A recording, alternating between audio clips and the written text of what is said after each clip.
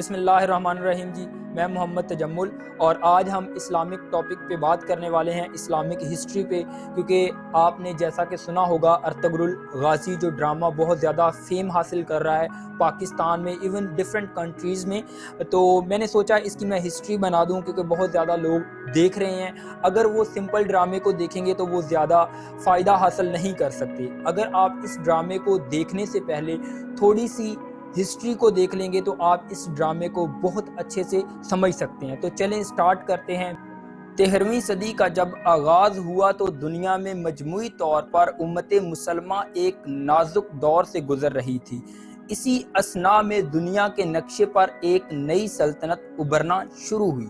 تو چنگیز خان کی قیادت میں منگولیا سے تعلق رکھنے والی ایک خونخوار فوج نے جب اپنی سلطنت کی توسیع کے لیے دوسرے علاقوں پر جلغار کی تو ایک طرف وہ مشرقی یورپ سے ابھرتے ہوئے وسطی یورپ تک پہنچے تو دوسری طرف سائبیریا، برصغیر چین، خطہ فارس تک اپنی طاقت کا لوہا منوانے میں جلد کامیاب ہوئے۔ منگول فوجوں نے ظلم اور بربریت کی جو داستانیں رقم کی وہ رہتی دنیا تک اپنی مثال آپ ہیں۔ منگولوں کے مظالم کے آگے دنیا کی تمام بڑی سلطنتیں دم توڑ رہی تھیں۔ دوسری طرف سلطنت خوارزم نے خراسان، شام اور ایران میں اعلیٰ سرجوگ کے بیشتر مقبوضات کو فتح کر لیا تھا اور اس وقت ان کی عہدے شباب پر تھی۔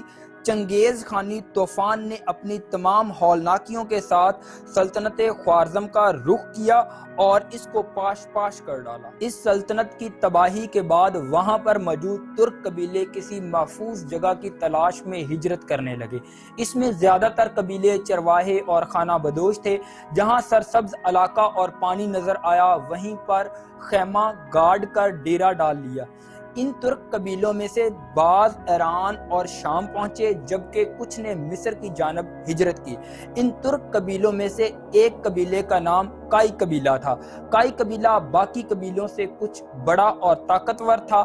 یہ نہایت ہی جنگجو قبیلہ تھا۔ اس قبیلے کے سردار سلمان شاہ تھے۔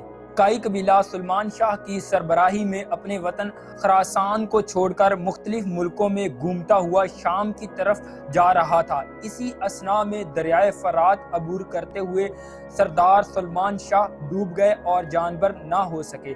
سلمان شاہ کے 4 بیٹے تھے، سنگرتکن، گندوگدو، ارطغرل، دندار۔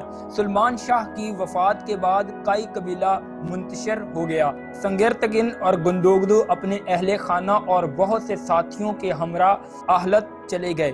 جو لوگ بچ گئے انہوں نے ارطغرل غازی کو اپنی شجاعت اور بہادری کی وجہ سے کائی قبیلے کا سردار چن لیا۔ ارطغرل غازی نہایت بہادر، نڈر اور جنگجو شخصیت کے حامل تھے۔ آپ اپنے قبیلے کا دفاع کرنا خوب جانتے تھے، لہٰذا آپ اپنے چھوٹے بھائی دندار اور تقریباً 420 گھرانوں پر مشتمل لوگوں کے ہمراہ ایشیا کے کوچک کی طرف روانہ ہوئے۔ سلجوقی سلطنت میں داخل ہوئے۔ سلجوقی سلطنت کے اس وقت کے حکمران سلطان صلاح الدین کیقوباد اول تھے، جو اپنے عدل و انصاف کی وجہ سے بہت شہرت رکھتے تھے۔ ارطغرل غازی جب اپنے قبیلہ کے ہمراہ سلطان علاء الدین کے زیر سایہ پناہ لینے کے لیے پایہ تخت کنیا کی طرف جا رہے تھے تو راستے میں انقرہ کے قریب ارطغرل غازی کو 2 فوجیں مصروف جنگ نظر آئیں۔ ارطغرل غازی کسی فریق سے واقف نہ تھے، لیکن یہ دیکھ کر ان میں سے ایک تعداد کے لحاظ سے کمزور اور دوسری قوی ہے، اپنے سواروں کے مختصر دستہ کے ساتھ جن کی مجموعی تعداد صرف 444 تھی، کمزور فریق کی حمایت کے لیے بڑھے اور ان تھوڑے سپاہیوں کے ساتھ مخالف فوج پر اچانک بہت تیز حملہ کر دیا۔ مخالف فوج ڈر گئی اور سمجھی ان کو کہیں سے مدد مل گئی ہے اور یہ فوج جیتے جیتے ہار مان گئی۔ بعد میں معلوم ہوا کہ ارطغرل غازی نے جس فوج کا ساتھ دیا یہ سلجوقی سلطان علاء الدین کی فوج تھی۔ مخالف فوج کے بارے میں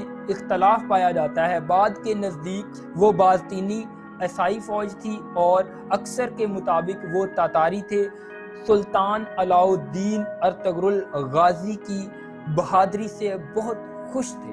یہ ہسٹری کا فرسٹ پارٹ تھا جو ارطغرل غازی ڈرامہ چل رہا ہے. اس کا نیکسٹ پارٹ میں سون اپلوڈ کر دوں گا انشاءاللہ، جس میں اسی جگہ سے ہم نیکسٹ ایکسپلور کریں گے اس ایپیسوڈ کو، مینس دیٹ کہ نیکسٹ ہم ہسٹری کو انشاءاللہ دیکھیں گے. ہوپ سو کہ آپ نے اس ہسٹری میں سے کچھ اچھا نالج گین کیا ہوگا. اگر آپ کو اس ہسٹری کی کچھ سمجھ آئی ہے تو پلیز میرے چینل کو سبسکرائب کریں اور نیکسٹ ایپیسوڈ کا انتظار کریں. اللہ حافظ.